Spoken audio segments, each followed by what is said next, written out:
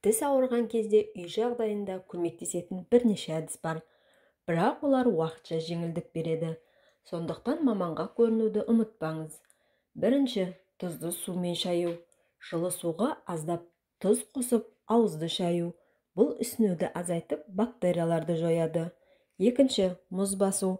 Ауырған жерге жақын бетке мұзды немесе суық компресс қою ауырсынуды басуға көмектеседі.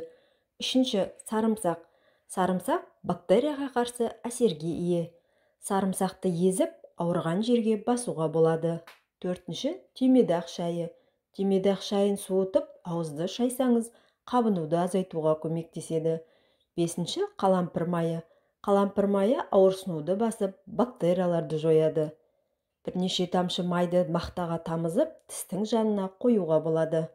Алтыншы, ас содасы пастасы. Ас содасы мен судан паста жасап, ауырған жерге жағу. Бұл қабынуды азайтады. Бұл әдістер ауырсынуды уақытша басуға арналған. Егер жағдай жақсармаса, тіс дәрігеріне көріну қажет. Арнамда қалампырдың пайдасы жөнінде толық видео бар. Қарап шықсаңыз болады. Сілтемесін жоғарыға қалдырам.